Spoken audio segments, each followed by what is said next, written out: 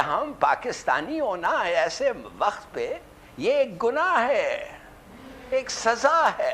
वक्त आ गया कि ये मुसद्दक मलिक साहब साढ़े कुल जहर खान वास्ते पैसे नहीं, शहबाज शरीफ ऐसी भिखारी हैं, मौलाना साहब फूक के मारेंगे मैशत ठीक हो जाएंगी। तो जहां हमारे मोदी जी जाते हैं, हमारे भारत के प्रधानमंत्री जाते हैं, सर्वप्रथम और सबसे ज्यादा प्रिय देखे जाते हैं। इंडिया की और हिंदुओं की जो हिस्ट्री है ये कोई 1000 साल या 100 साल पुरानी नहीं है, ये हजारों साल पुरानी है। तो वो चीज ने मुझे बताया कि और जब उस लैंग्वेज को लैब में भेजा गया, हमारे इस्लामाबाद में एक बहुत बड़ी लैब है, वहां पर भेजा गया तो उन्होंने बताया कि ये संस्कृत जुबान है, इस पर ये लिखा हुआ है। ये हमारे मुल्क के अंदर अवाम के अंदर भी ये शऊर नहीं है, फिर उसी चीज का फायदा उठाते हुए इंसानी स्मगलर्स हैं जो कि घूम रहे हैं, मौत बेच रहे हैं सर, ये इस तरह के रास्ते से अगर भेजते हैं। तो वो कहते हैं कि जब हम जाते हैं, इन्वेस्टमेंट लेके जाते हैं, हमें इतना रुलाया जाता है, इतना भगाया जाता है, इतनी कमीशनें मांगी जाती है, इतना रेड टेपिज्म है कि हम वापस आ जाते हैं, फिर आप हमारे पास भागे भागे आ जाते हैं कुछ करें। आपको कश्मीर में पत्थरबाज दोबारा चाहिए, आपको महाराष्ट्र में अजमल कसब दोबारा चाहिए, वो फैसिलिटी मोदी जी की सरकार में आपको नहीं मिलेगा। आपके पाकिस्तान से चूटी नहीं आने देंगे हम। तो कहता हूं कि 75 साल के अफसोस करें कि आपके हुक्मरान ऐसे हैं कि ये बेचारे गरीब एक कौड़ी नहीं है इनके पास जो जा रहे हैं। सिर्फ पाकिस्तान के साथ ही क्यों और पाकिस्तान को ही क्यों, ये बहुत बड़े मसाइल नजर आते हैं। मुसलमानों पर जुल्म भी नजर आ जाता है, हर चीज नजर आ जाती है। दोस्त ममालिक एतबार नहीं कर रहे। मिफ्ता कह रहा है कि हम पे आईएमएफ एतबार नहीं कर रहा, और 9 दिन रह गए आईएमएफ के 9th रिव्यू को खत्म होने में। इसके बाद IMF good bye bye bye. कि जब उम्मीद नहीं होती अपनी मुल्क, एक संविधान, एक राष्ट्र, एक संविधान, एक भूमि, एक संविधान, ये करने की कोशिश की जा रही है। अब यहाँ पर मैं आपको थोड़ा सा डिटेल्स में विस्तार में बताऊंगी कि क्यों मुसलमान, हमारे हिंदुस्तान के कुछ मुसलमानों को तकलीफ हो रही है और उनके पेट में दर्द और उनको लूज मोशन क्यों स्टार्ट हो चुका है हमारे हिंदुस्तान के मुसलमानों को। क्योंकि उनको ऐसा एहसास होने लगा है कि यूनिफॉर्म सिविल कोड अगर आ जाता है तो जेंडर इनइक्वालिटी खत्म हो जाएगी, और जेंडर इनइक्वालिटी अगर खत्म हो जाती है तो हमारे मौलाना सैयद अरशद मदनी जो देवबंद समाज के सबसे बड़े और मुसलमान समाज के ठेकेदार बनकर बैठे हुए हैं हमारे हिंदुस्तान में, उन्होंने अपने स्टेटमेंट में कहा है कि मुसलमान औरतें औरतों के बराबर हो जाएंगी। मौलाना शफीकुर रहमान बर्क जो हमारे हिंदुस्तान में मुसलमान समाज के ठेकेदार बनकर बैठे हैं, दाढ़ी और टोपी में खुद की आइडेंटिफिकेशन छुपा करके, उनका कहना है कि औरतों की बराबरी मर्दों से कभी नहीं हो सकती है और यूनिफॉर्म सिविल कोड एक जरिया है औरतों को मर्दों के बराबर खड़ा करने का।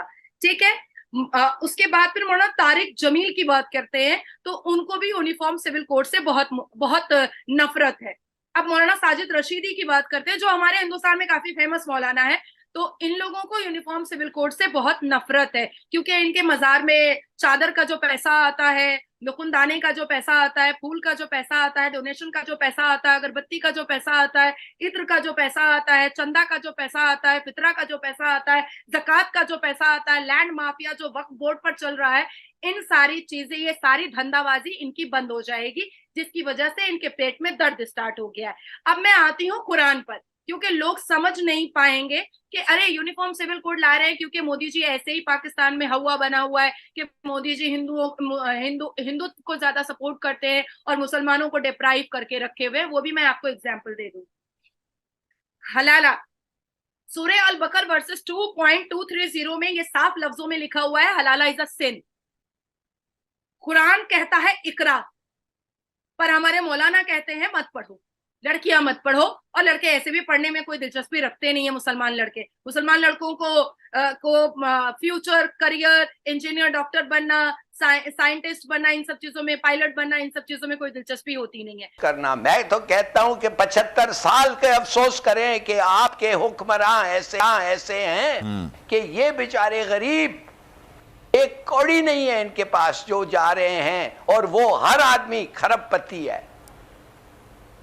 देखिए, मैं उधर सर्व किया हूं, इटली में मैं था, ये लोग इटली जा रहे थे, ये लोग स्लोवेनिया जा रहे थे, ये लोग उधर ग्रीस से और दूसरे मुल्कों से पहुंचते हैं उधर, मगर जब एक दफे पहुंचते हैं आप समझते हैं वो मामला खत्म है। बिल्कुल नहीं, बिल्कुल दुरुस्त बात। फिर और उनके लिए डेंजर्स पैदा होते हैं, बॉर्डर गार्ड्स, कुत्ते, ये वो।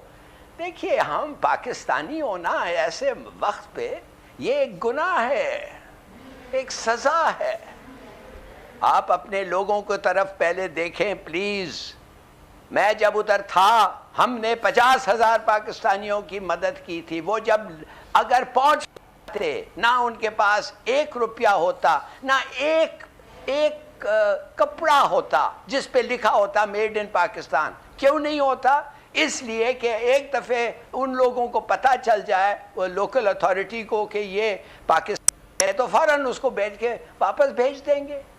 तो क्या इसने ये 20 लाख रुपये इसलिए दिए हैं कि वापस आने के लिए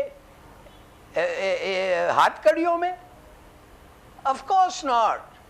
तो इनके रिश्तेदार उधर हैं, वो उधर उनके साथ जाके रहना चाहते हैं, रहते हैं, इसलिए निकलते ही इसलिए उधर से कांटेक्ट करते हैं। वो कहते हैं आओ हम तैयारी कर रहे हैं, हम तुम्हारे लिए नौकरी ढूंढ रहे हैं। दोस्त ममालिक एतबार नहीं कर रहे।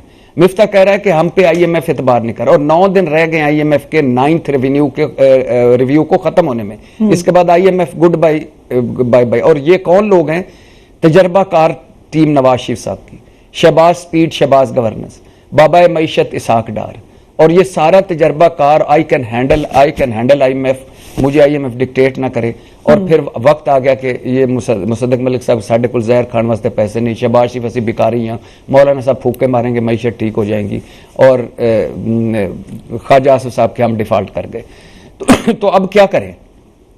फिर दूसरी बात है कि सारे मुल्क कहते हैं कि आप हमारे पास आते हैं, बड़ी खूबसूरत पिक्चर पेंट करते हैं। मैं 4-5 किसी प्रोग्राम रख लें, मैं और इम्तियाज साहब दोनों आ जाते हैं, मैं आपको उनके हवालों के साथ बताता हूं। वो कहते हैं कि जब हम जाते हैं, इन्वेस्टमेंट लेके जाते हैं, हमें इतना रुलाया जाता है, इतना भगाया जाता है, इतनी कमीशनें मांगी जाती है, इतना रेड टेपिज्म है कि हम वापस आ जाते हैं। फिर आप हमारे पास भागे भागे आ जाते हैं कुछ करें।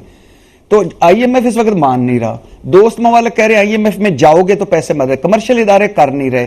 तो एक एफर्ट है, इसमें लीड कर रही है सिविलियन गवर्नमेंट। कि जब उम्मीद नहीं होती अपनी मुल्क में, तो वो कुछ भी करेंगे निकलने के लिए।